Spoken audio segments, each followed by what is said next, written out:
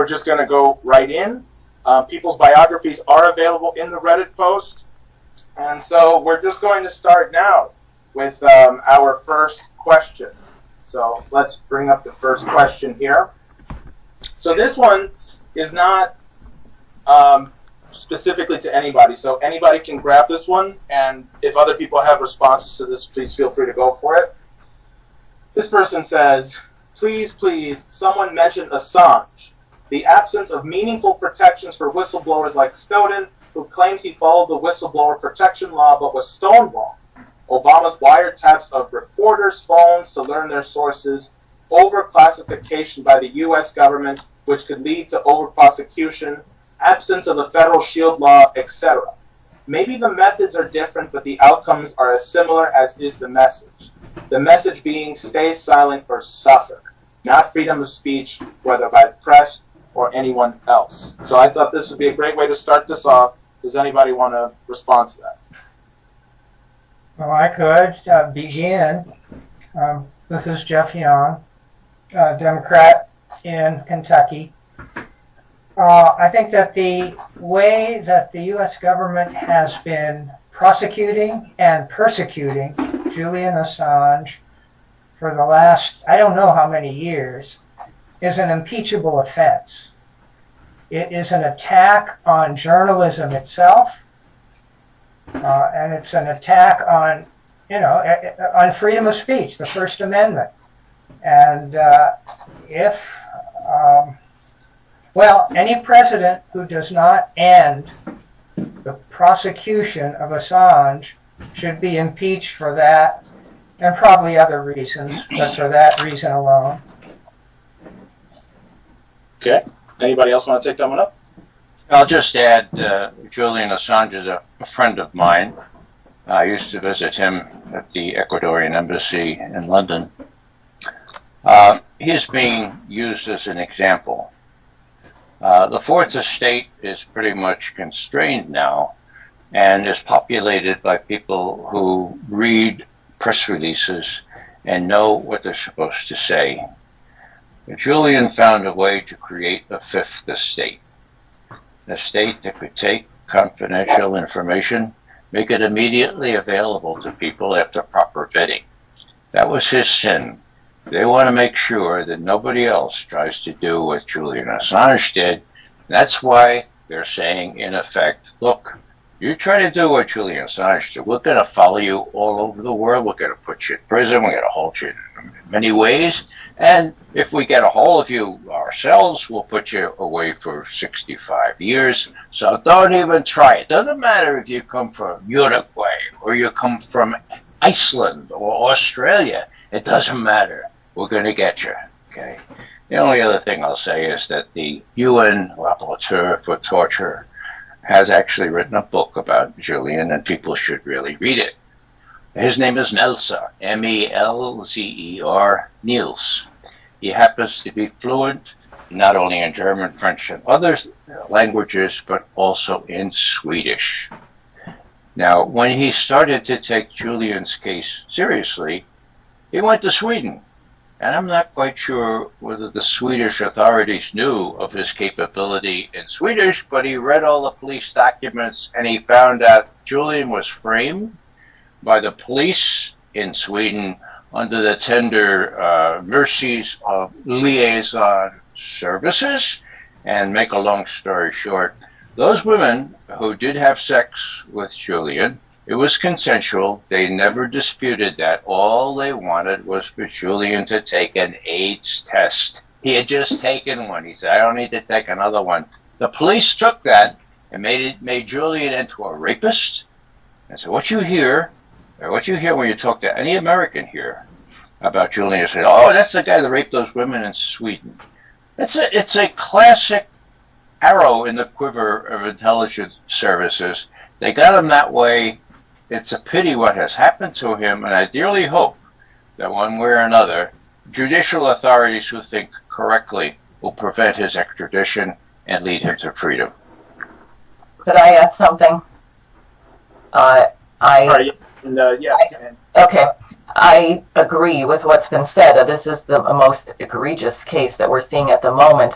I do have to add, as a 33-year associate of the late Lyndon LaRouche, that we experienced this firsthand, and Ramsey Clark, the former U.S. Attorney General, described LaRouche and his publications. He said, LaRouche was given a 15-year jail sentence on conspiracy charges, and Ramsey Clark said, these are book people. This was after a newspaper, a science magazine, a journal called War on Drugs had all been shut down by the U.S. government, which had hundreds of thousands of subscribers.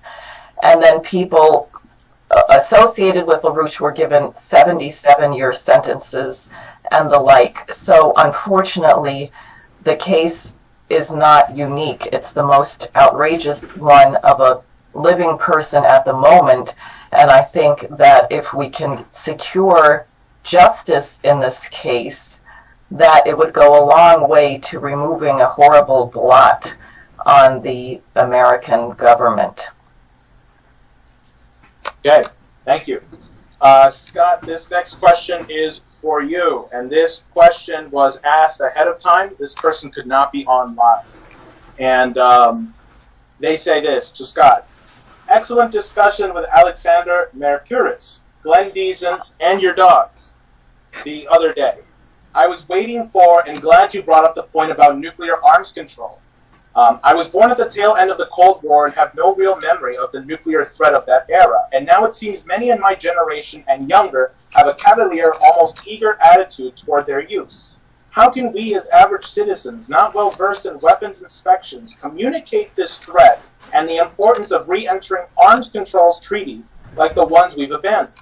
How can we help make this a salient political issue in our current hyper-partisan environment when being, quote, tough on Russia is a talking point from both parties? Free Assange, by the way. Good question. At a risk of sounding to be self-promoting, George Santayana, an American philosopher, once said, those who fail to learn the lessons of history are condemned to repeat it. I'd like to believe, though, that history sometimes provides really, really good examples, so that repeating it isn't a condemnation, but rather the best option available. The best way to learn about the importance of arms control is to learn the history of arms control. Learn, what times were like. You think it's bad today? Try living in the 1980s. Try living at a time where, yes, we were funding a proxy army to kill Soviets. Yes, we were putting sanctions in place. We called them the evil empire back then. We almost went to nuclear war, not once, not twice, 3 times in the 1980s.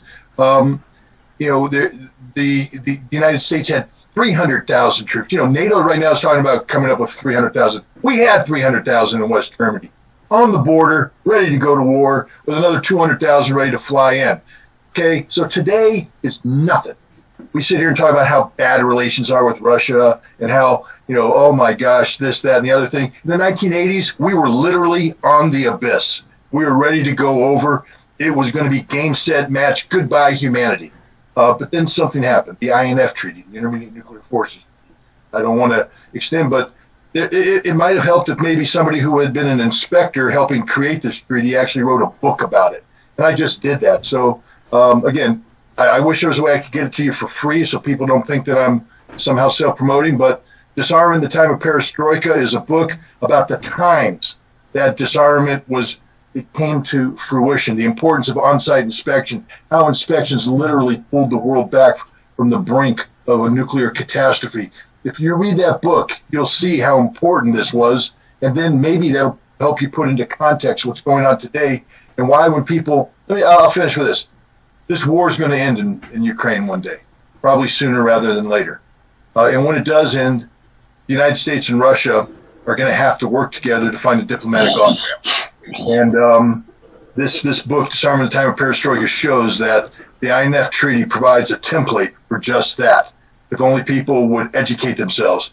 Because if you don't learn the lessons of history, sometimes you're condemned not to repeat it.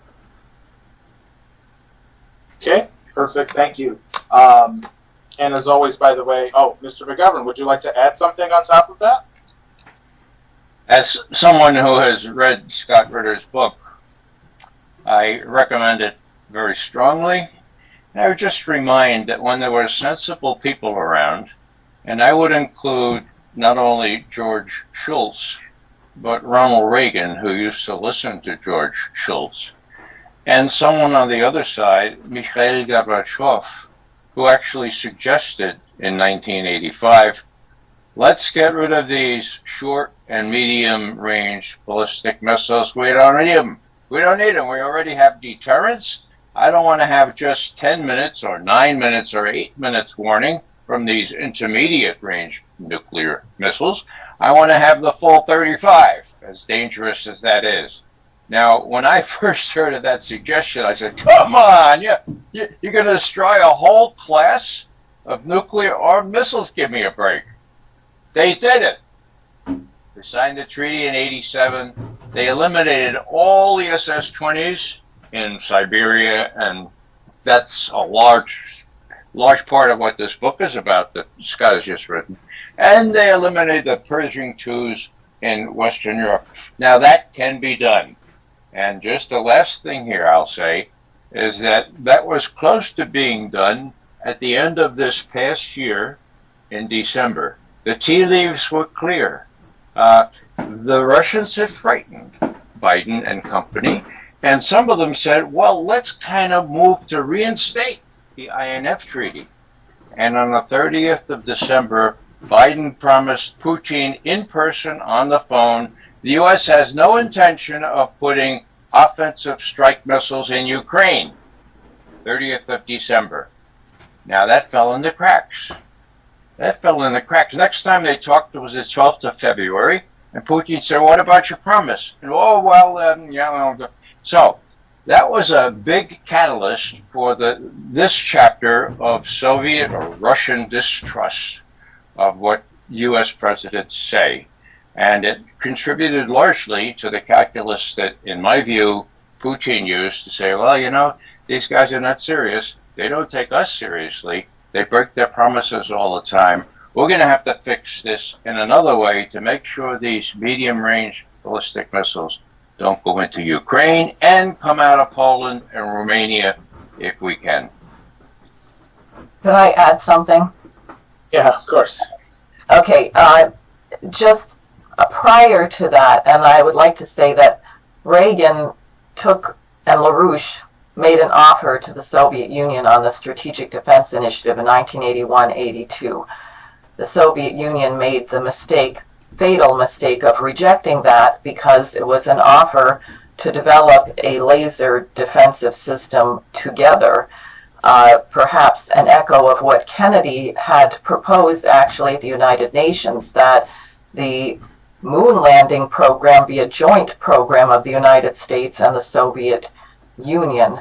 At any rate, the plan was that working on this new technology not only would give you a means to supersede the nuclear missile technology as you developed it, it didn't exist at the time, but would also be a science driver that would allow the kind of breakthroughs in the economy that you had when we launched the Apollo program and went to the moon. The Soviets rejected this, arguing, probably correctly, that the United States would end up winning the Cold War in that case because the United States would assimilate all of the new technologies, whereas the Soviet economy would not. And LaRouche at that point made a warning. He said, if you don't collaborate with Reagan on this offer, I predict your economy is going to disintegrate. You will go bankrupt and your economy will disintegrate in 5 years. And in 1988, just before he was put in prison, LaRouche made another offer that in return for the reunification of Germany, the United States and the West should extend actual economic aid to Poland. And unfortunately, Germany was reunified. The Soviets were very generous in that. They were betrayed by the United States that NATO would not move 1 inch to the And LaRouche was in prison, so a moment of opportunity when that wall came down for peaceful economic development was instead perverted and destroyed by Thatcher and Bush and a series of new wars. And we should also learn from that disaster, because there was a moment of great opportunity which was squandered. Okay, perfect. Thank you. And Ray, we were hearing you, I think, like whisper or something there. We did pick up on that a little bit. It's okay, just making you aware. Let me go here now. So I have a question for you, Diane, and then we have one for Scott, and then another one for Jeff, and then we'll go back to you, another one for you, Scott. So Diane, this question is directed to you, and it says this. It says, for Diane Sare, what will be your strategy once you enter the Senate to educate your Senate colleagues on the physical economy as well as the world land bridge, and do you plan on singing with them? Well, I have said that I would insist that we organized a chorus, and they would have to learn how to sing so they could do something beautiful together, which would be useful, perhaps change their relations. And this question of physical economy, I think we have to have a movement of people in the United States, because these senators really don't have a clue. They're completely disconnected from the suffering that the American people are feeling as a result of their policies. So I think this really would require a movement. It's a bigger job than one person can do. But I think the singing would be an important part of it. May I respond to that also? You may. Yeah. What I would do if and when I beat the incumbent Andy Barr and go into the U.S. House, I will work to change the direction of the Democratic Party 180 degrees, especially when it comes to the issue of war and peace. I don't think there's any hope for the Republicans. I think they're too bought off by the weapons manufacturers, but I will work to make it, to make the Democratic Party, as much as possible, a genuine opposition party. I think the Democrats overestimate how much power they have. I think in reality they have almost none, especially since they're a Me Too party so much. So I'm going to work with as many Democrats as possible to cut the military budget, end all of our wars, bring our troops home, and rebuild America, and make that a core part of the Democratic Party platform. All right. Thank you. Okay, so moving on. This one's for you, Scott. To Scott, you wrote a letter to your elected representatives after the blacklist appeared. Could you talk about that? Is it the case that the recent Ukrainian blacklisting, which had Rand Paul of the U.S. Senate, Gabbard, formerly of Congress, and two candidates, Diane and Jeff, who are running, constitute threats against serving and former elected officials, as well as interference in electoral politics by a foreign power?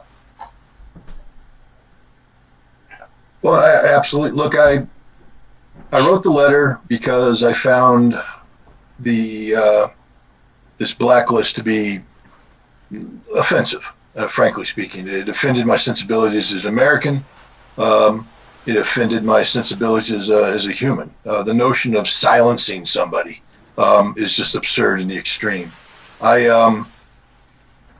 It's funny when you read Citizens United and the debate that went back and forth on that. The conservatives, more speech is good. More speech. There's nothing wrong with more speech, more, but not my speech, not Diane's speech, not Ray's speech, not Jeff's speech. Just more speech. What hocus pocus? But it's one thing to have the Ukrainian government do this. I mean, after all, they are, a government that has elevated such an odious character such as Stepan Bandero to be national hero status, and and they retain the Bandera ideology in every murder, rape, and torture that they do today. It's a horrible regime. The fact that we've aligned ourselves with it should shock every American. It doesn't. One of the reasons why it doesn't is that we suppress speech.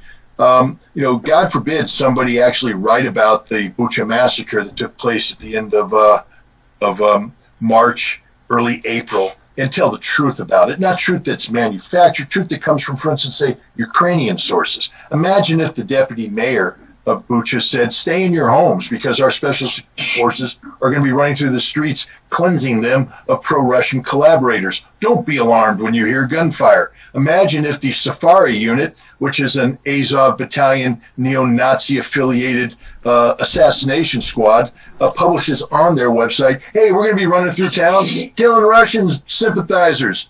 Imagine if they actually published a video where someone said, hey, he's wearing white, shoot him. Imagine if they did all that and an outsider like me collects this data and says it's clear the evidence points that the murder was done by Ukrainian security services. And because I dared say that, I get banned from Twitter.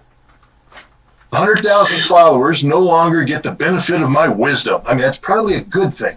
But nonetheless, the point is, if you say more speech is better, then why do we silence speech, especially when it's accurate, when it's telling the truth? But I find it offensive that they did this. I wrote a letter. I demanded that my elected representatives take action. I actually gave them until August 21st because that's the deadline, according to the law that they promulgated, Public Law 117-128. Within 90 days of the law being passed, Congress will receive a report from the Secretary of State or the head of the United States Agency for International Development, who will then tell Congress how this money is being spent. And I had demanded in my letter that my elected representatives confront these people about the Ukrainian Center for Countering Disinformation, about this roundtable, about this blacklist, about the fact that U.S. taxpayer money was paying the salaries of the people who put this list together, the fact that it appears that the State Department greenlighted this list. And I wanted them to ask questions. Is this money being used for this purpose? And if so, isn't this a violation of the First Amendment, which prohibits Congress from passing laws which inhibit the free speech? I got no answer. Peltonka sent me a letter. It was a form letter. Obviously, they just simply said, send a letter that explains why it's such a good thing that I voted for this law. He didn't address anything that I said. Maybe they think I'm joking. Maybe they think I don't think this is serious. Maybe they think that there is no connection between this blacklist and the assassination of Alexander Dugin's daughter in Moscow. Maybe they don't think calling somebody an information terrorist is not only chilling, but dangerous in this day and age where political violence is rampant. But I do think it's time that the people on this list, especially the Americans, consider seeking an injunction in a federal court to freeze all monies that have been linked to this $40 billion appropriation, until which time the State Department can provide assurances that this money's not being used to violate the constitutional rights of American citizens through a workaround where Congress funds a foreign entity to do that it can't do here in America. I think that might be a good course of action going down. Definitely agree. Perfect. Thank you. Okay. So now we're going to go to a question for Jeff. Let's see here. Let me scroll right back up to it. We got a lot of questions, by the way. It's hard for me to parse through these. All right. So let's go to this one here. Question for Jeff. Why do you focus on Ukraine so much? Aren't you an American politician? And I guess Diane can answer this too, but aren't you an American politician? Why do you not talk about the numerous domestic issues, and what are you going to do to help resolve them? So, there you go. Well, several reasons. One reason is one nuclear war can ruin your whole day. The situation in Ukraine I view as a case of American encroachment over a period of 8 years, starting in 2014, and we overthrew their elected government and installed a government that was not democratic in any way whatsoever. And it was, it was totally controlled by the U.S. State Department, the CIA, the Pentagon, and small groups of heavily armed Ukrainian Nazis. It was a totalitarian dungeon for the last 8 years. They have been shelling civilian areas in Donetsk and Lugansk, and that is right on Russia's border. So the connection with nuclear war is, it was clear to me for years that at some point the Russians were going to have to do something to prevent Ukraine from becoming a huge missile-infested threat to their own existence. You know, something like a 7-minute missile flight time to Moscow. Yeah. And so that the United States is basically the aggressor in Eastern Europe since 2014. We have been pressing and pressing, and finally, on February 24th, 2022, Russia's patience gave out. Now, we're doing the same thing in Asia, around Taiwan, and the Chinese cannot be any more clear than they have been since, 1971, was it? The early 70s, when we recognized China as the legitimate government, the mainland, and have always said that Taiwan is a part of China. Now along come some U.S. politicians, including my opponent, Andy Barr, who want to defend Taiwan. Chinese view that as a huge red line, and if they get the impression that there's no way that diplomacy can integrate Taiwan back into China, they're going to do something more forceful.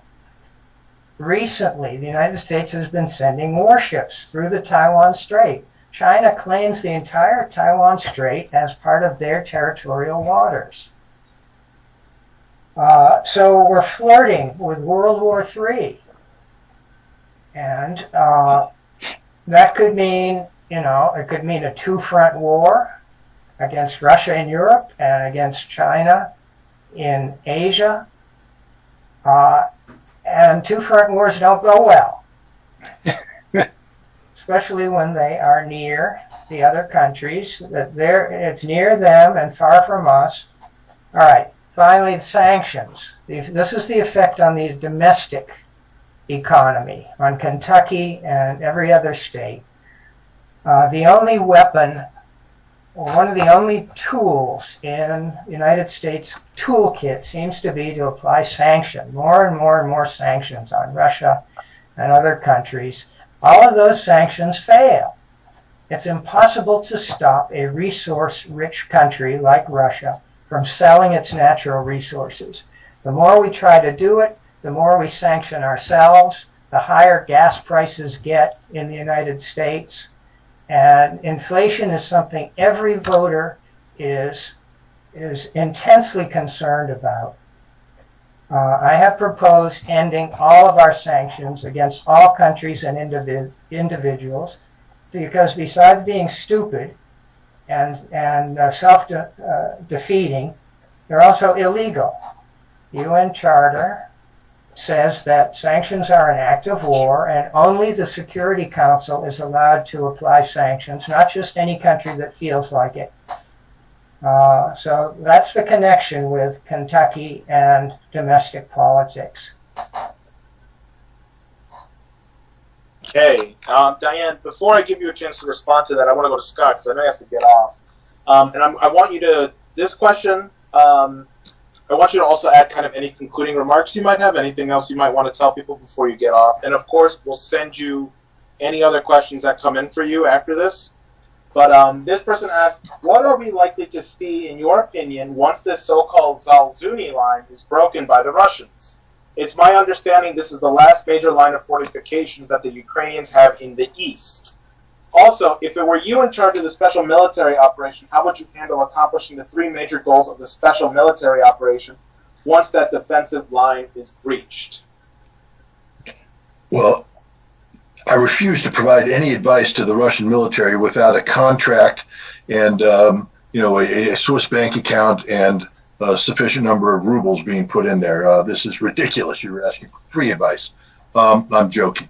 Look, what's happening right now is exactly this. The Russians are in the process, and their allies, by the way. We should point out that most of the fighting that's taking place today is taking place in the independent republics of Lugansk and Donetsk, at least independent in terms of how Russia has recognized them. Ukraine, the United States, and others don't. But, these republics believe they're independent, and they both have generated militias that are fighting in their defense, and these militias are actually carrying the brunt of the fighting that's going on and suffering the most casualties. So it's not just the Russians, it's the Russians and their allies. The Ukrainians had 8 years to dig in, and they spent every day digging in. They put that time to good use. And the fortifications that exist are unlike anything we've seen since World War I. These are fortifications that, look, I could take Marines and we could breach these fortifications in a day. All right? That's just the way it is. But we're going to lose a lot of Marines. Now, that's okay. We build monuments to dead Marines. The Iwo Jima Memorial memorializes slaughter of 5,000 Marines in Iwo Jima. I'm sure we could have put one up for Tarawa. In any battle that the Marine Corps fought in history, it's what we were trained to do. The Russians have decided they don't want to build monuments to dead Russians, that they would prefer that they keep the casualty figures as low as possible, recognizing this war and there will be casualties. As such, they've created a methodology of applying the tools of the trade, so to speak, to this unique circumstance that exists in Ukraine, the breaching of these fortifications. Anecdotally, you have Ukrainians over and over and over again. It's not just one story, it's not 2, it's 10, 20, 30, 40. It's repeated over and over again about how they went to the front lines ready to fight the Russians, wanting to fight the Russians, desperate to fight the Russians. And then they spent the next several days sitting in their trenches getting blown up, losing 50, 60% of their forces, finally having to be withdrawn, bloodied, defeated, without ever seeing a Russian. That's the nature of this war. The vast majority of the Ukrainians who die never see a Russian. And those who do see Russians tend to surrender to them rather quickly because they've been given no hope. The Russians have perfected this methodology, and right now we're looking at casualty ratios of 20 to 30 to 1. That means for every one dead Russian, you're losing 20 to 30 dead Ukrainians. This is unheard of in modern warfare. Now, what happens when you breach the defenses and suddenly you come up into the wide open spaces? Do the Russians now throw away this methodology that they perfected and go back to the operational mobile group with reinforced brigades running wild in the enemy's rear area with big arrow war? No. Why? Because big arrow war brings big casualty lists. When one takes a look, for instance, at the destruction of Army Group Center in 1944, one of the greatest defeats of Nazi forces by the Soviets, they annihilated Army Group Center, drove it back, inflicted 1 million casualties, but they lost hundreds of thousands of dead in the process because the Germans knew how to fight. Well, you know who else knows how to fight? The Ukrainians. We can mock them all we want. They're getting blown up by the Russians. Yeah, so would you. So would anybody if they got thrown in that situation. But if you give the Ukrainians a chance to see you, fix you, find you, they will finish you. They're not cowards. They are hard fighters. And the last thing the Russians want to do is bring about an equilibrium on the battlefield where the Ukrainians and the Russians are meeting as relative equals. Russia will win, but the casualties will be high. So I think what we're going to see is once the defensive lines are breached, that the Russians are going to play a game with the Ukrainians called, we're going to give you time to dig in. And the Ukrainians will go, oh, they're giving us time to dig in. We're going to dig in. And then the Russians will repeat the same process all over again. They will take over the rest of the territorial objectives with little bite-sized pieces. I don't think we're going to see big arrows because big arrows mean big casualties. So that's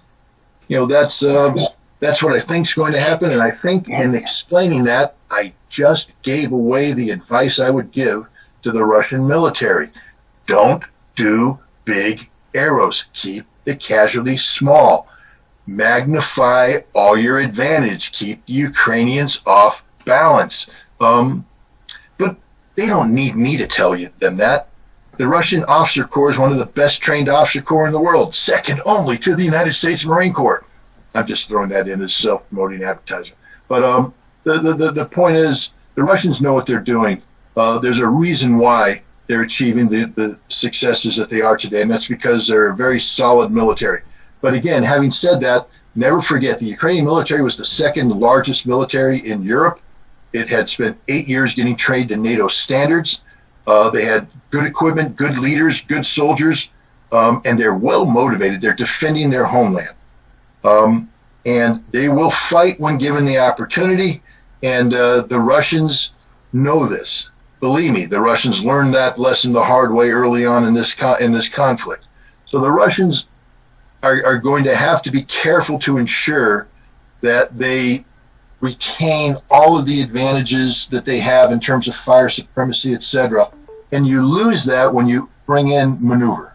Maneuver is the great equalizer. Maneuver allows the enemy to use intelligence and firepower, but different kinds of firepower to dissipate the enemy's strength. And I think the Russians are not going to want to fight the maneuver battle. Now, what are they going to do? Long story short, I think Russia's made it clear that the Ukrainian government has lost the privilege of ever governing an ethnic Russian or Russian speaker again. I mean, if we close our eyes just for a second and just listen to the laws that have been passed, banning Russian language, banning Russian culture, banning everything Russian. Now, just replace the word Russian for a second and add the word Jew.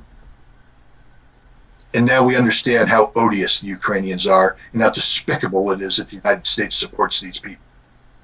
This is a government that hates people, that hates cultures. The Ukrainian nationalists view themselves as modern-day supermen. They're the Aryan race.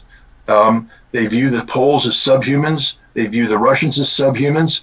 And even though people say Zelensky's a Jew and they're with him, they view the Jews as subhumans. It's not me saying this. They say it themselves. There's video after video after video of them saying this exact thing.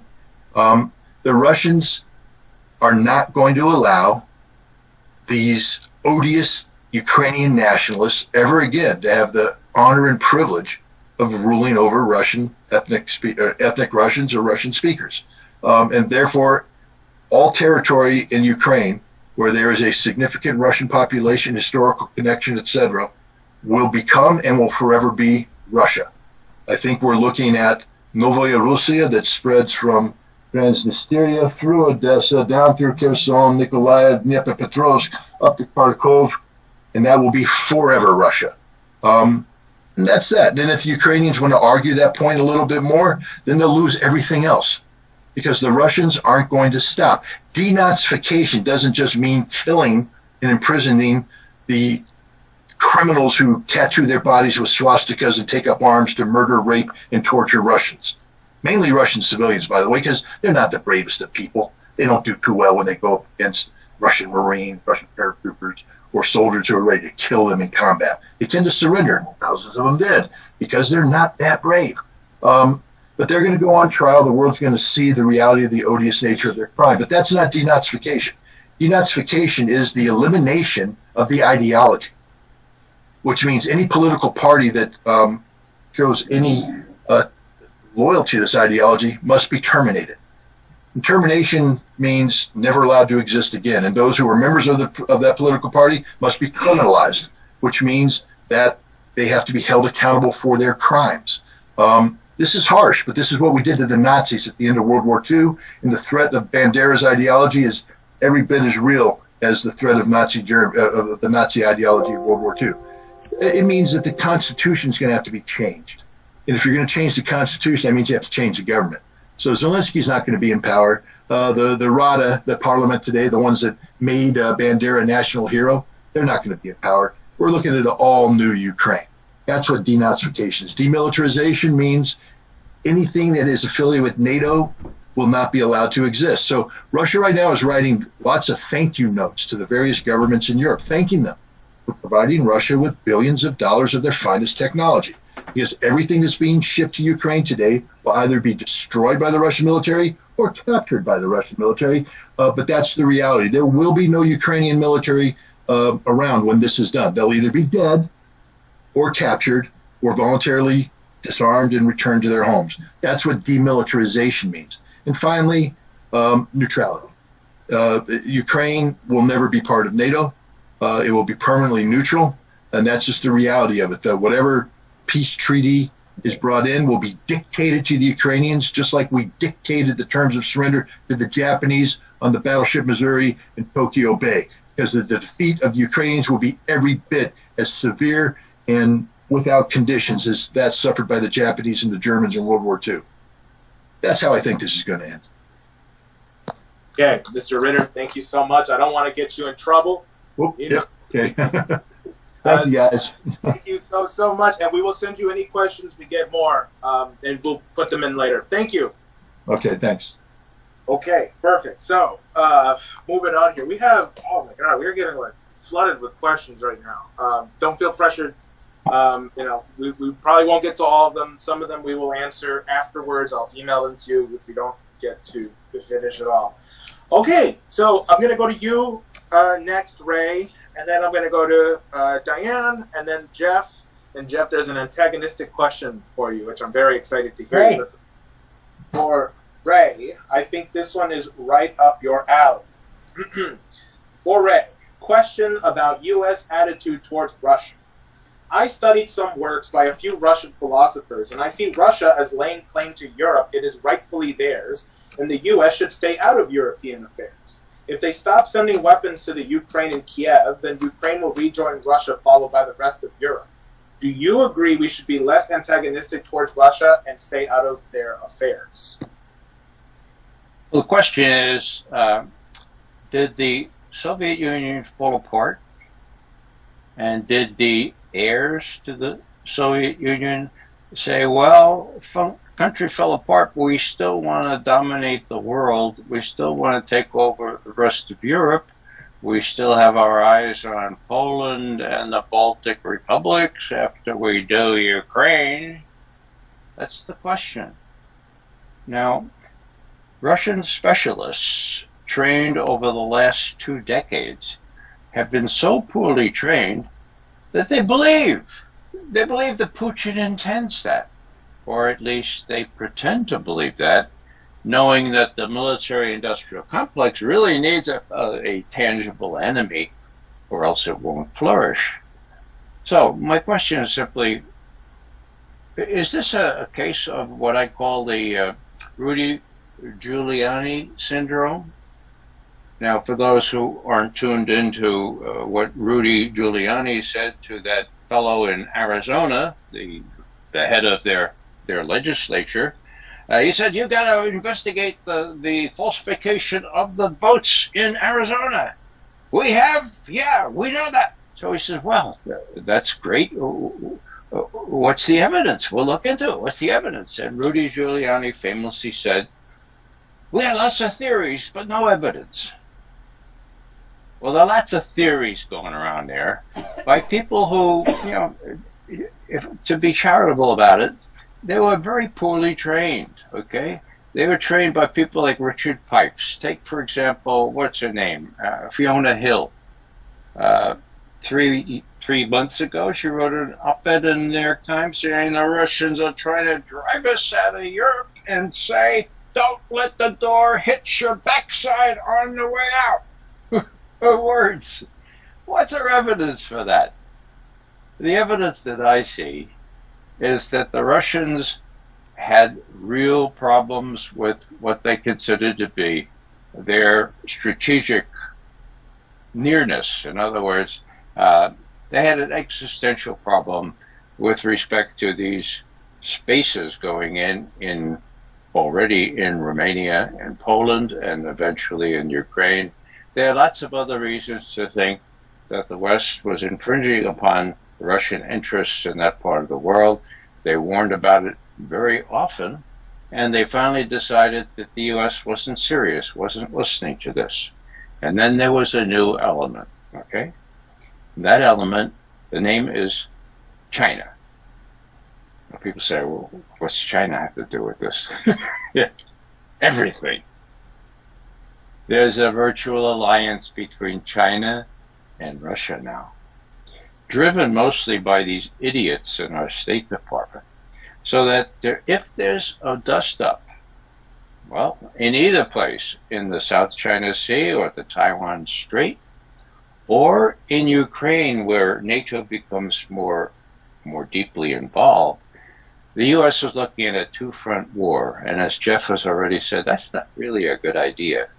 So the problem is, people don't know that Putin has no idea about conquering the rest of Europe. As a matter of fact, I can prove that Putin had no idea about annexing Crimea. There was no indication, not one scintilla of evidence that that was on his mind before we mounted the coup in Kiev. Then his decision was, do I allow our most strategic naval base and air base at Sevastopol in Crimea to fall into the hands of NATO? I don't think so. And so we had a plebiscite. People voted to rejoin Russia, and that's what happened. Now, there are lots of problems with respect to Crimea. The Russians are not going to let Crimea out of their grasp, and I can understand why they would not. So all I'm saying here is that, to suspect that the Putin and the Russians are just like Brezhnev or Khrushchev or Stalin, for God's sake, and had their designs ideologically on the rest of Europe and maybe the whole world, well, forget about it. Those are people that should have been trained better. Fiona Hill is just one example. Previous U.S. ambassadors are other terrible examples. They have to really kind of consult people who know something about Russia. And when those people, like these, speak out, well, there's a deafening silence because we kept off the airways and we kept off the print media. All right, perfect. Thank you so much. By the way, you guys should just know we have 118 submissions so far. So Pick the short ones. And again, I just want to thank you, all the speakers here, for taking the time out to answer these questions and participate in the Ask Me Anything. So, Diane, I'm coming to you now. We are getting questions about your affiliation with Lyndon LaRouche, and I'll hit you with a simple one. This one might be coming off a little antagonistic. I'm not sure, but they're here. They're saying, where is it? I just lost it here. Oh, with your leader gone, who is the natural successor? So I think they're referring to Lynn here. So, Diane, do you want to go for that? Sure. I mean, the natural successor is LaRouche's wife, Helga Zepp LaRouche, in Germany. Many people find that difficult because she's not a U.S. citizen, but she was his co-thinker and collaborator for many years. But I would challenge that person, whoever asked, because what defines a leader unless a leader actually produces other leaders? And LaRouche was once asked by some younger people, what happens when you die? Who's your successor? And LaRouche said, well, either we're going to solve this problem and not have a new dark age, in which case there will be no successors, or we're going to change the whole policy and I will have many successors. And I think that's a much better way to think about it, as opposed to this linear, what kind of putting things in a box. We need more leaders. We have a horrible shortage of leadership in the United States right now and around the world. I was involved in a discussion with some people who are listening now yesterday about the question of nonviolence, how Gandhi managed to liberate India from the British Empire using a form of nonviolent direct action. Martin Luther King picked up on this and developed it further. Was there any nonviolent way to resolve the situation that we are now seeing unfold in Ukraine? And it's very hard, because when you have people who are not honest brokers and who have deeply flawed ideologies like these nationalists, it's not clear that you can do that. But one thing that occurred to me is, if you had, for example, in Germany, there were people like Bonhoeffer, there were people like the White Rose. Had there been more people in Germany who had the courage to actually defy the policy of the Nazis, perhaps there would have been a way to defeat Hitler that avoided the death of so many people. I'm sure there are people in Ukraine who are not Nazis, who are horrified by the policies of this Banderist regime. Could they have done something that would have made a difference? I don't know. I right now feel that, as far as I can see, I don't know. I might agree with Scott Ritter that perhaps Putin had no other choice, because what you were looking at, if action were not taken, was that Zelensky was saying that they were going to annex Crimea, and if Ukraine were part of NATO, then right there you would have a war between NATO and Russia, and who knows where that would go. I'm not sure. But this question of leadership is that there's a principle, which is, do you love mankind? Do you love other people? Are you willing to put aside certain of your own interests to act on behalf of other people? And I think that's the question of leadership. And as I said, we have almost 8 billion people on the planet, so we need a lot more leaders, and I would challenge the person asking that question to consider perhaps they should pursue becoming a leader. All right. Man, you guys give long answers. So we're gonna after the stream, we're gonna have to go back and transcribe all this again too. So here's what we're gonna do. Jeff, I'm gonna go to you, and then we're gonna do one more round, question for everyone else, and then because of people's schedule and time, we'll stop for today, and then we can keep going possibly at a later date. We'll figure that out afterwards, because there are a lot of questions that are the basis for good discussion. People are very curious, and I'm sure the moderators would be happy to keep the thread open. We've generated a lot of reaction. So I had my schedule cleared for 5 to 8, so I can hang around as long as you want. Well, we'll see how we go. We'll come back on that for a minute. Yeah. So Jeff. Where was this antagonistic question here that I thought was very good? Well, this one wasn't the antagonistic one, but oh god, it got lost in the sea of the other questions. So then I'll go to the other one that I have for you, and others can also take this one too. And I think Ray, you might want to weigh in on this one too. If U.S. laws are to apply to U.S. journalists in Ukraine, should Russian journalists be protected by Russian law while they are in the U.S.?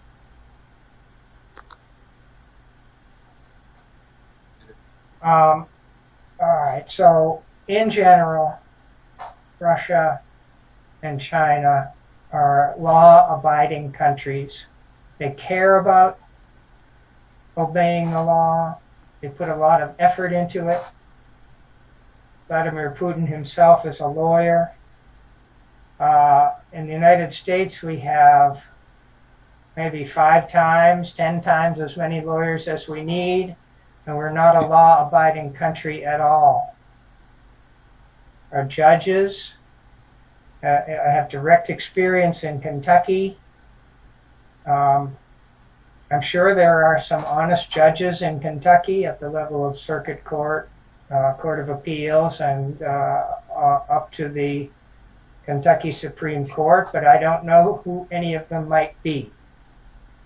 I have been suing the Kentucky Democratic Party for election rigging in primaries since 2015. And Kentucky judges are simply, most of them, 100% corrupt. They throw out cases that should never have been thrown out, meritorious complaints. They have applied tens of thousands of dollars in sanctions and penalties against me simply for filing a lawsuit, suing the wrong people, suing part of the Democratic Party establishment and, in 2020, the Republican Party establishment, when they rigged their primary in favor of Andy Barr exactly the same way the Democrats do it. So the question about Russian law and U.S. law and where it applies, this is a lawless country. Our judicial branch is 99% corrupt. If there's a case that has political implications, I have no optimism that the judgment will be fair or lawful. And one example of that is the recent Supreme Court decision by 6 of the judges to overturn Roe versus Wade. That is, I read the decision, I read all of the opinions by the majority, and I read the dissent by the 3 honest judges. And the majority opinions were simply political power play, had nothing to do with the Constitution, nothing to do with the issue of the protection of the health and lives of women. It's the worst decision I've ever read, and I consider those 6 justices to be corrupt, woman-hating, partisan hacks. When I get to Congress, I will introduce articles of impeachment against all 6 of them, and we can get along fine with 3 good justices on the Supreme Court. The United States relationship to the rule of law is antagonistic, and I see the need for many impeachment of many judges.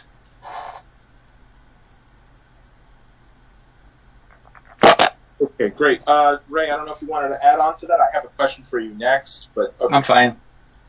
All right. Question. Okay, so we're gonna do one more round after this, and then so we'll do this round, and then the next one will be the last one. That's just because I don't want to leave people hanging either. And by the way, Diane, somebody responded to your response. I thought it was kind of funny. They said, it's a shame when Diane points out that you need to have basic love and decency for humanity to be a leader. So that's good. Anyway, this is for a question for Ray and Scott, but Scott isn't here anymore. In view of surveillance capability, what level of certainty is there that when there is a significant atrocity in a war zone, the NSA knows precisely what vehicles, major weapons, and groups of personnel were on site at the time it was committed? Thus, silence can be understood to mean that the NSA doesn't want us to know what they know about it. Well, the answer is it depends. It depends on operational security. If these folks who Scott says actually committed those atrocities were behaving with good operational security, NSA wouldn't be able to intercept their conversations. In most operations, there's little operational security, and so the NSA does know a hell of a lot more than they let out. The NSA knows pretty much everything we do, or can capture everything we do. And when NSA Technical Director Bill Binney told me that 8 years ago, I said, "Come on, Bill, all our conversations, all our emails, come on." And he said, "Ray, they can do it. They have the capability. They do it. They don't listen to everything on your telephone, but they store it away and they can easily access it if they want to get you." So NSA is almost all powerful in that respect. On the battlefield, it depends again on operational security by the foe. All right, perfect. Thank you, Ray. So the next question I have is for Diane. All right. Sorry, it's just trying to look through the minutiae here. All the questions. Give me a second here to find it. Where was it? Yeah. By the way, not all of these comments and questions are friendly. Not everybody. People are also calling you guys Russian bots or Putin allies. Somebody's asking if you guys get paid in rubles. I think that's a funny response. I've answered that before. No. But it might be a stronger currency than the dollar. Okay. All right. So, sorry, Diane. Give me like this. Gosh, there's like a great question here, and I can comment. Anybody thinking of whether they should contribute to my campaign or Diane's or Matthew Ho is another anti-imperialist Green Party candidate in North Carolina for the U.S. Senate. Yeah, send us your dollars because they won't be worth much for long. or rubles. No. Okay, Diane, here I found it here. Okay, so this one we spoke about this one in the warm up. Diane, are you familiar with journalist Sam Husseini's idea called Vote Pact? The biggest obstacle I've had in trying to persuade people to vote for or even consider third-party candidates has been the idea that you're just throwing your vote away. Vote Pact appears to be a way to break out of the duopoly on direct person-to-person level without risking the, quote, greater evil winning. Do you think this idea has potential, and would you consider promoting possibly alongside other independent candidates in your race or in New York? And just to clarify what the idea is, to put a little explanation here, that disenchanted Republicans and disenchanted Democrats should collaborate and both vote for third-party or independent candidates that more generally want, instead of canceling out each other by voting for each of the two establishment parties. And the thinking is that this would free up votes from both of the establishment parties, and this liberates the voters to vote their actual preference from among those on the ballot, rather than just to pick the least bad of the two majors because of the fear. So, Diane, do you want to respond? We had that earlier. Just for the record, and for people who are listening, I actually disagree with Jeff's assessment of the Supreme Court ruling on Roe v. Wade. That's for another time. On this, no, because a gimmick, which is what I think this amount, and I'm not saying that disparagingly, I understand why the person would want to do this, because people always say I have to vote for the lesser of two evils and I can't vote for you because you don't stand a chance. And I understand why the proposal is being made, but our electoral system right now is a complete disaster. It is not transparent. People don't have confidence in it. And unfortunately, I don't think we're going to solve it by trying to come up with something that sounds plausible in theory. I think we have to go back to certain things like paper ballots or take Bill Binney and Kirk Wiebe up on their offer to clean out the voting rolls and guarantee that elections are actually verifiable and transparent. We have to do some things that bring the voters back into the electoral process. And I don't think that this proposal is workable. May I add a brief thing? You may, yes, go ahead. In many states, ranked choice voting has been implemented and tried out. In many cases, it's worked very well, whereby you vote for your first choice. If that person doesn't make it through the first round and has the fewest votes after one round, your vote goes to your second choice. And just look up ranked choice voting. I think it could help in elections where there are more than two candidates. Okay, perfect. Jeff, we have one more question for you, and then we have a concluding question, and then we'll end there. So this question that came for you: with the American military-industrial complex funding the Ukrainian war and the Russians fighting back, should the Russians switch their strategy? Is there something they're not doing that they should be doing? How would you stop this? How would you put an end to this war?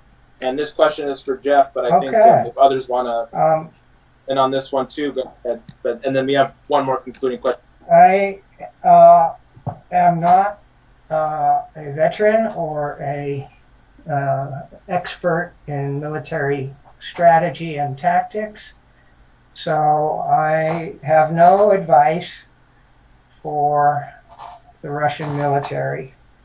I think the facts show that their campaign is succeeding steadily, and that the Ukrainians and NATO and the United States are being defeated decisively in Ukraine. So I'm not going to propose anything, but in terms of ending the war quickly, I do have a proposal, a recommendation to every American politician and general and so on. Pray for Ukraine to surrender to Russia. Pray for Ukraine to surrender. That will be the quickest, least bloody way to end the conflict in a way that will help the Ukrainian people the most. Surrender now. The war is lost. For everyone after this. Go ahead. Okay. Then we are now going to go to our final question, which I think this one would be good to end off on. And for those asking when we'll do this again in the chat, we'll figure it out. So this question, this one doesn't have anyone specific, so it's for all of you. American diplomats often don't even speak the language of the country they are assigned to, let alone understand the culture. But also, all over the world, there is an attempt to ban Russian culture, music, literature, even science. So it's not just an American problem, this is dark age stuff. How can we reverse heading into a new dark age by reasserting cultural freedom and the right to embrace and defend the best from humanity, no matter where it comes from? Well, I could jump in on that, if that's okay. Actually, I want to hear from Ray first, and then we'll go. Yeah. Who first? Ray. Okay. Yeah. Well, you know, there's a know-nothing kind of atmosphere in the West with respect to Russia. It's not new, but it's equally unfortunate as it has been for centuries. The notion that, as John McCain or even Obama would put it, that Russia is simply a kind of a gas station posing as a country. I mean, what kind of image does that convey or conjure up?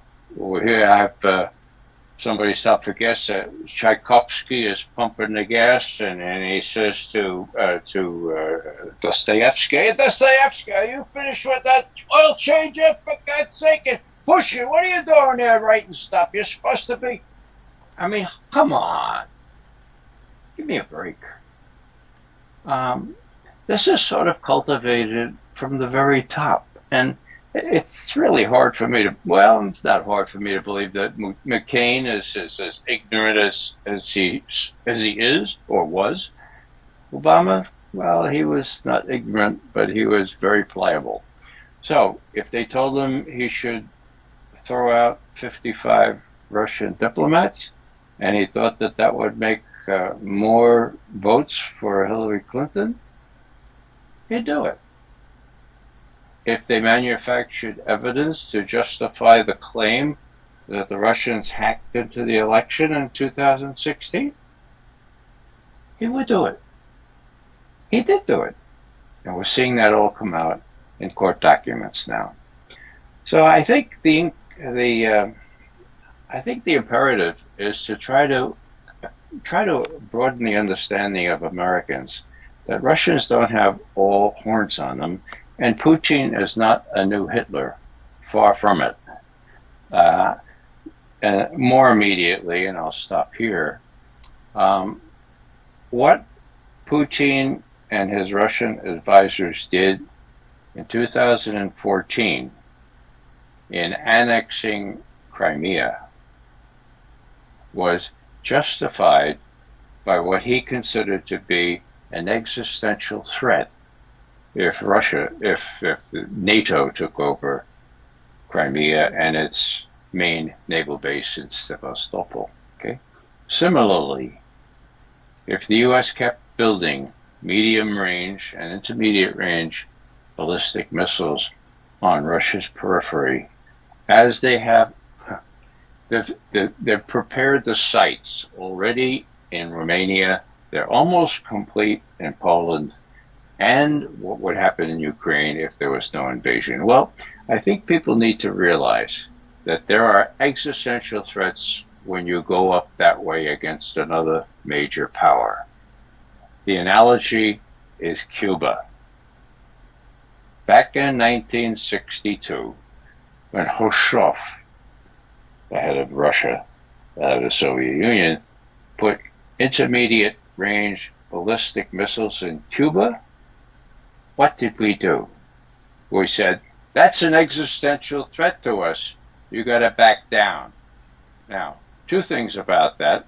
One is that John Kennedy, to his credit, had some sensible advisors around him. The generals all wanted to invade Cuba, right? Now, when John Kennedy asked his intelligence people, and I was one of them then, when he said, hey, how about these missiles? Are they armed with nuclear warheads? And the answer that was given to him by CIA folks was, no, we assessed that there are no nuclear warheads on those missiles. Wrong. Took 30 years to find out they were armed. Kennedy didn't know that, but he proceeded in a measured fashion, and he got Khrushchev through a compromise involving eliminating some U.S. missiles from Turkey to back off. Now, problem today is that there are very few sensible advisors on the U.S. side that Putin sees an existential threat in what we have done and are doing in Ukraine. Putin is not going to back off. He's going to proceed to make sure that that existential threat is removed. So the real question is, what is the U.S., NATO is the U.S., what is the U.S. going to do? Will they try to intervene in such a way that nuclear forces might become involved? My God, one would say, well, that would be crazy. Well, Biden is being advised by the crazies, okay? By people who have the best educations, but don't know a damn thing about the real world. Never served in the military, So I'm talking about Blinken. I'm talking about Sullivan and all these guys that he has working for him. So what I'm saying here is the real danger is the U.S. will not realize what it means to have an existential danger, and that unlike the Russians back in 1962, the U.S. won't back off. And then we're in trouble deep, because the only solution at that point will be the possible use of small-yield nuclear weapons in Europe for the first time since Hiroshima and Nagasaki in Japan. That's the danger. That's where we have to speak the truth to American citizens and others and say, look, you've been fed a line just as you were before Iraq. This is the truth. We have to push that through. And I compliment the organizers of this seminar for giving us an opportunity to speak our truth. Thanks. Okay, perfect. Thank you. Let's go then to Jeff and then Diane, and then after that I'll give everybody a round to give any concluding remarks. Right. Well, I agree with everything Ray just said, except for one thing I'm not clear about. At the very end, you said the possible use of tactical nuclear weapons in Europe.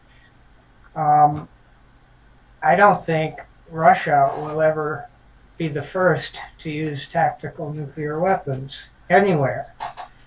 They have a no first use policy, and they understand that it could set off a complete worldwide full-scale exchange of nuclear weapons. So I'm wondering, were you talking about the United States being the first to use tactical nuclear weapons as we continue to lose in Ukraine? Well, I suppose, it's a tough calculus, but the answer is briefly yes. The Russians are not going to lose in Ukraine, mm-hmm. and to the degree the United States provides more and more weaponry of larger and greater range to hit Russia, for example, mm-hmm. It could escalate to the point where the Russians would do the same with respect to NATO, and then we'd be in a fix where NATO is not up to fighting off the Russians. The only possible the only possible counter would be contemplating the use of nuclear weapons. Now, this is not by the United States, and we have the chief of what used to be SAC, the Strategic Air Command, Stratcom now I think it's called. He said, we don't want to rule out the use of nuclear weapons. Right. The Navy guys out in the Pacific say the same thing. So you're Putin or you're Xi Jinping, and you say, my God, what are these guys? Is Biden really in charge? The answer to that is no. Right. So who's in charge? So it's the escalation thing. Yeah, thank you for clarifying that. Going back to the original question about American diplomats often not being able to speak the language of the country, there's a cancel culture going on against all things Russian in the United States and many countries in Western Europe, Ukraine, where they're taking down statues and putting up other statues. But I would agree with Ray that the main problem is not the fact that American diplomats can't speak the language. I think the problem is that we don't do diplomacy. I think that Russia and China have some of the best diplomats in the world. They really know what they're doing. They know how to negotiate. And compared to them,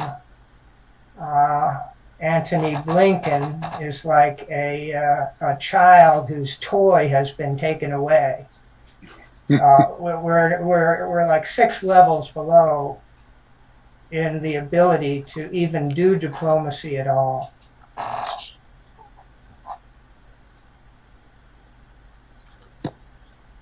Hey, Diane. Well, go ahead. Eleanor Roosevelt actually made a proposal to address this, and I was really pleasantly surprised, and surprised at the end of her book where she talks, her autobiography, she talks about her work at the United Nations, and she talks about how difficult a time she had working with the Soviets, whom she considered very sneaky.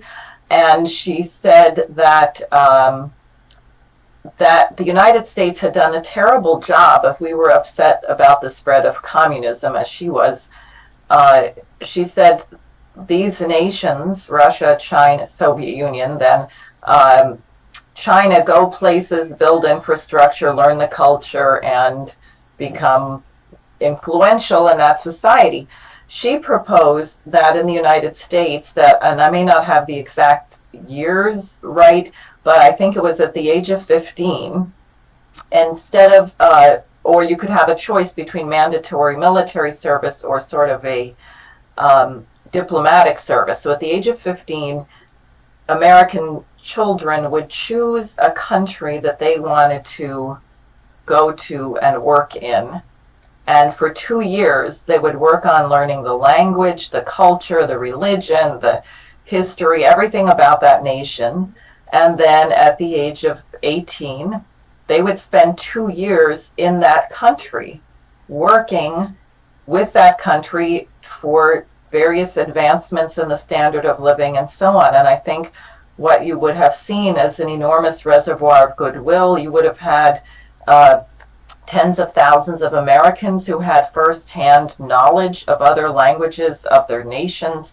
I think this kind of program would have totally changed our relationship to the rest of the world.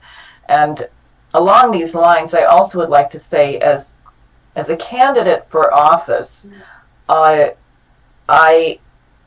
don't want to say exactly that I'm offended by some of the questions that I'm asked, but maybe I should just say that, because I think people have been very shrunk. They've been shrunken in what they ask for. If you were to close your eyes and imagine an ideal world where every single person on the planet had clean drinking water, electricity, adequate nutrition, that in the United States not only were there no potholes, but there was modern high-speed rail, we had developed fusion energy, we had experiments in growing plants and curing diseases on the moon and Mars. If you think about what would be a life that's actually fit for human beings, then in your mind's eye, you keep that image of where we really should be, what the United States actually should look like. If you think about the fact we did defeat the British Empire, not so we could act like them, but so we could be different. And then you compare that image of where we ought to be to where we are. Perhaps the thing that should obsess the voters is how do we get from where we are, which is very backwards and small and suffering, really suffering. Why are there 100,000 drug overdose deaths in a year? To be where we should be. And I think this is the challenge for all of us and for everyone we're talking to. In a way, I guess I could say I shouldn't be offended, because this image of where we ought to be has really been bludgeoned out of people. You're not supposed to have imagination. You're not supposed, if you even think that there should be no more starvation, you're accused of being some wide-eyed idealist who doesn't know what's really going on in the world. But I think we're really missing that, and we need more of that quality of intent. Optimism comes from intent. In the United States. And I know that wasn't part of the question, but I really had to say it. No, that's fine. Thank you. Okay, and yeah, we're gonna go to final thoughts now. And the order I want to do this in is I want to go Jeff, Ray, then Diane. And then that'll be for our live stream, and I'll add this in on the bottom of our post. But anyway, any concluding thoughts? Jeff, you first. Ray, and then. Right. Well. My name is Jeff Young, and unlike Andy Barr, I will never vote to send weapons to Nazis. It's been my slogan all through the primary. It's my slogan today, all through November. My website is Young for Kentucky, YOUNG, the number 4, KY. ABOLISH.com. Check it out. Final thoughts. Our country is in big, big trouble. Economically, financially, in terms of Wall Street collapsing, the value of the dollar about to collapse. Our military is about to get defeated worldwide, or the best case, it'll be ejected from NATO, and we'll have all our troops back home from Africa. And we're about to sanction ourselves into another Great Depression by trying to harm the Russian people enough so that they overthrow their government. Totally unrealistic. It's going to backfire very soon. We're on the verge of losing totally in Ukraine, and if we keep messing with China, we'll see a large portion of our fleet sunk, all out of ignorance. If we don't get some anti-imperialists and anti-war Democrats elected, there will be no voices of sanity in Washington, and we'll just drive off the cliff. So think hard about this election. Think hard if you want to support Democrats who go visit Taiwan realizing that they could set off World War III. I don't think any politician who goes to visit Taiwan, I think they should resign right now, because it's so irresponsible, so reckless, and could lead to such disastrous results for our entire country. Diane. Okay. Thank you, Mr. Young. Ray, please, go ahead. I'd like to say that those of you who heard Scott Ritter talk about what is likely in Ukraine, take that to heart and compare that with what 90% of Americans who are tuned into the major media are led to believe. There's going to be a major shock when it turns out that Americans realize that either they have been misled, or that the Russians have done something dastardly to all of a sudden win. Okay. Now, Scott and I agreed that this is going to be a gradual process in Ukraine. The Russians aren't going to go bombing Kiev just because someone assassinated someone who was the daughter of someone people say was close to Putin, which was not right.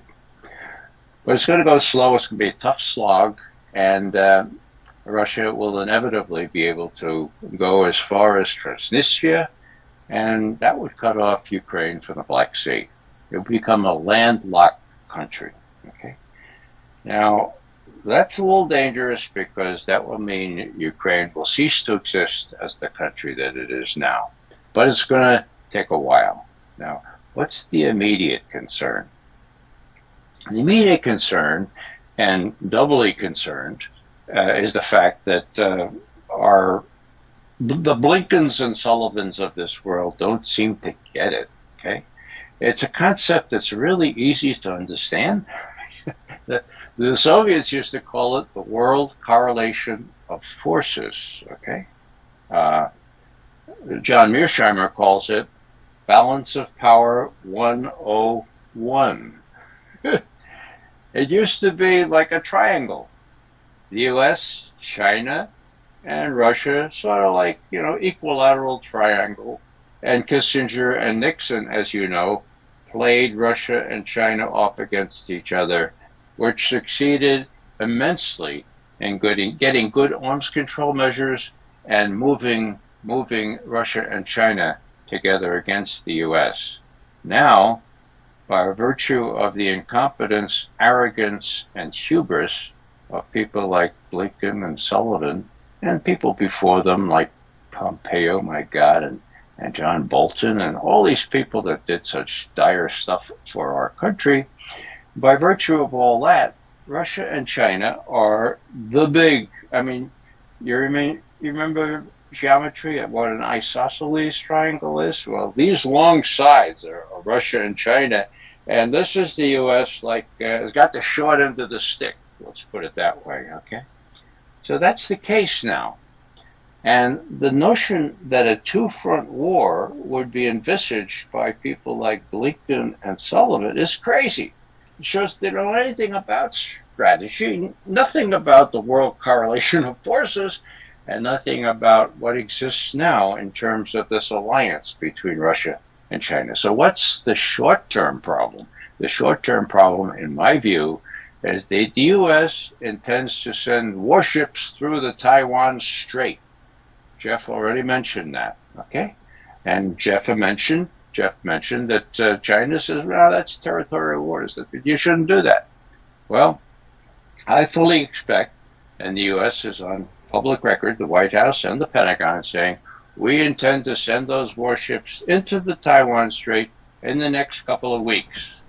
In the next couple of weeks. Now, what will the Chinese do? Now, this is the question. What will the Chinese do? Now, my Chinese specialist friends, I'm more of a Soviet and Russian specialist, they tell me China doesn't want a war. China is not ready for a war. China won't do anything. Well, those are the same people, many of them, who told me that China would never support Putin if he attacked Ukraine. And you know the answer to what happened. They did, in my view, they gave Putin a nihil obstat. Nothing stands in the way of your going into Ukraine, despite our principled position on non-interference in the affairs of other countries. We'll waive you on that. We'll give you a waiver, and we'll emphasize, as the Chinese do now, the merits of each particular situation. They have given Putin full support. Now, if the Chinese feel like they would like to harass U.S. ships going through the Taiwan Strait, and there are all manner of ways they can do that, or worse still, if they decided to interdict, if they decided to say, no, you can't go through the Taiwan Strait, we're having exercises, they might last like a couple of months, then the flag is up. What happens? What does the U.S. do? Well, Biden's not in charge, so who's in charge? Blinken?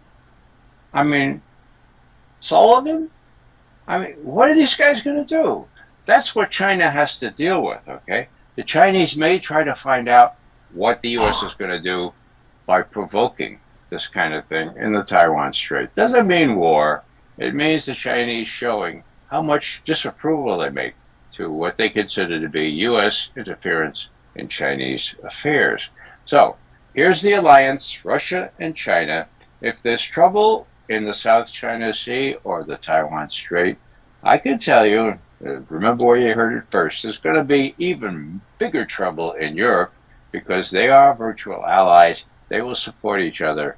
And nothing that Xi Jinping will do will be done alone without consulting beforehand with Putin, just as Putin consulted beforehand with Xi Jinping on the 4th of February, a couple of weeks before he attacked Ukraine. So things are pretty labil, as the Germans say. They're pretty tentative. And with the midterms coming up, you have to crank that in, which the Russians and the Chinese are certainly doing. So where does that leave us? It leaves us in a very volatile situation. We have to educate our fellow Americans to what the real situation is and how Ukraine, Russia's entrance into Ukraine, was not unprovoked. Russia's annexation of Crimea was not unprovoked.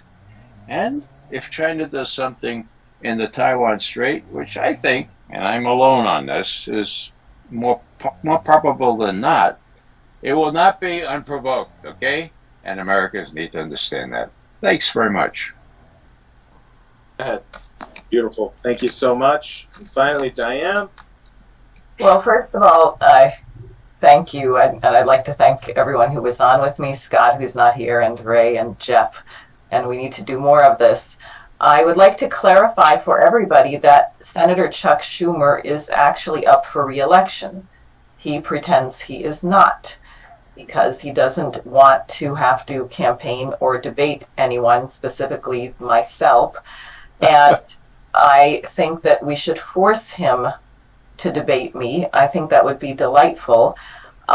We just saw recently that 100 members of the U.S. Senate, that is all 100, voted unanimously in a sense of the Congress resolution, thankfully not binding so far, to declare Russia a state sponsor of terrorism. That is unbelievable.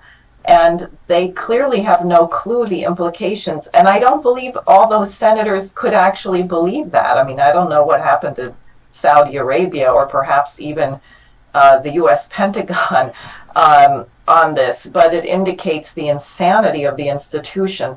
Or that you could have the senator from Mississippi, Roger Wicker, early on talking about we shouldn't rule out the use of nuclear weapons and we should rain destruction down on Russia. We have people who, if we were sane and we had sane and courageous leaders in the House and Senate, they would be censured or driven out of office for making irresponsible statements like that.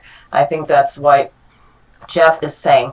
So I do want people to know my website is sareforsenate.com, SAREFOR Senate.com. People should sign up. We have to break the blackout. All of us who were here were on the Ukrainian blacklist, which, as Scott Ritter pointed out, is a kill list. And after the events with Salman Rushdie and now this death in Russia of Dugina, you have to face that is a real threat as well as an intent to silence our voices, and that cannot be allowed. There's far too much at stake. And finally, the last thing I would like to say is that in response to the idiocy coming from the UK, NATO, and the United States, there is a new paradigm unfolding, something LaRouche called for decades ago, but there is a new paradigm among these nations. And look, Russia and China have very different histories, very different cultures and religions, but somehow they are working together and they're doing it in the interest of the good of mankind. And that is where we actually have to be going, and I think that it's possible, but only if the people in the Western nations, the so-called, you can't call them civilized Western nations, but the uncivilized Western nations come to their senses and begin to behave in a civilized fashion, which would start by forcing Chuck Schumer to debate me. Ray is... Oh yeah, go ahead, Ray. Yeah, I just wanted to make a slight announcement, really, and it has to do with keeping family together. My son, our youngest son, runs my website, and if I appear on a program like this and neglect to mention our website, I am in trouble deep. So, without further ado, our website is raymcgovern.com. My son always says, now when you say that, Dad, always add, if you don't get it, you don't get it. But I'm too modest to add that on. So if you just remember raymcgovern.com, that should suffice. A pleasure to be on with all of you. Okay, so I want to thank Mr. Jeff, Mr. Ray McGovern, and Mrs. Diane Sare. Ray, you can let your son know that the website will be on the Reddit post as well, too, where I think over 2,000 people have just kind of browse through it now. And, of course, I want to thank our transcribers who are working behind the scenes right now. You guys don't see them. You might have heard some typing on my background. They are the unsung heroes. They are the reason why you are getting the text delivered to you on your Reddit. And I just want to thank them again. Without them, this wouldn't have been possible. I want to thank everybody who submitted a question. I want to thank the moderators of r/WayOfTheBern. They are amazing people also. They were very happy to have us on, and I'm sure they would love to have us back on sometime. So with that being said, everyone, take care.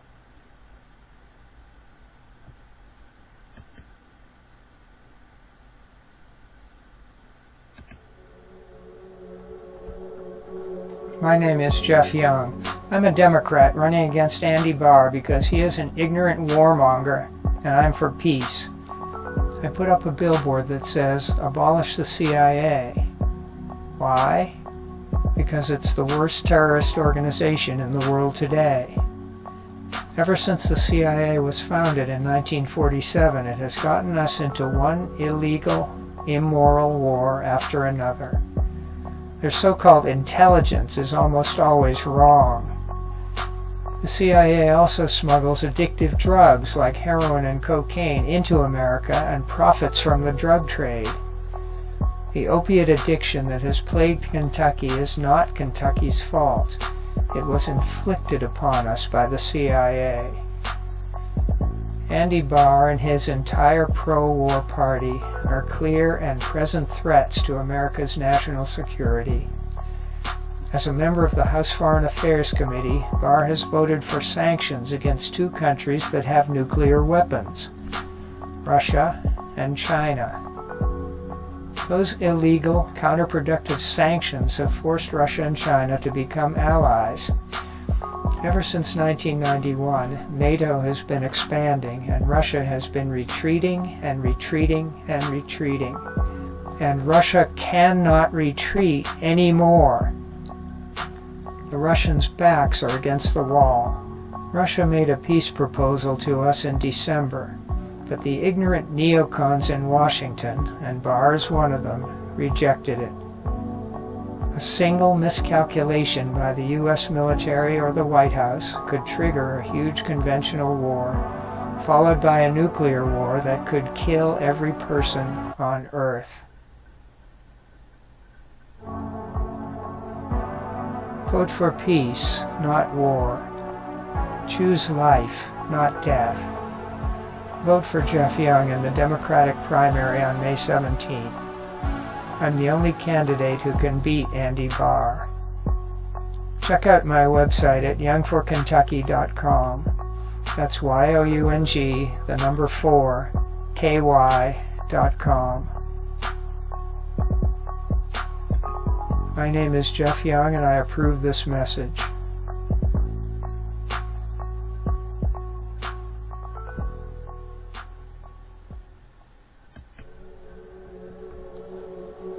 My name is Jeff Young. I'm a Democrat running against Andy Barr because he is an ignorant warmonger, and I'm for peace. I put up a billboard that says, "Abolish the CIA." Why? Because it's the worst terrorist organization in the world today. Ever since the CIA was founded in 1947, it has gotten us into one illegal, immoral war after another. Their so-called intelligence is almost always wrong. The CIA also smuggles addictive drugs like heroin and cocaine into America and profits from the drug trade. The opiate addiction that has plagued Kentucky is not Kentucky's fault. It was inflicted upon us by the CIA. Andy Barr and his entire pro-war party are clear and present threats to America's national security. As a member of the House Foreign Affairs Committee, Barr has voted for sanctions against two countries that have nuclear weapons, Russia and China. Those illegal, counterproductive sanctions have forced Russia and China to become allies. Ever since 1991, NATO has been expanding, and Russia has been retreating and retreating and retreating. And Russia cannot retreat anymore. The Russians' backs are against the wall. Russia made a peace proposal to us in December, but the ignorant neocons in Washington, and Barr is one of them, rejected it. A single miscalculation by the U.S. military or the White House could trigger a huge conventional war, followed by a nuclear war that could kill every person on Earth. Vote for peace, not war. Choose life, not death. Vote for Jeff Young in the Democratic primary on May 17. I'm the only candidate who can beat Andy Barr. Check out my website at youngforkentucky.com. That's YOUNG, the number 4, KY.com. My name is Jeff Young, and I approve this message.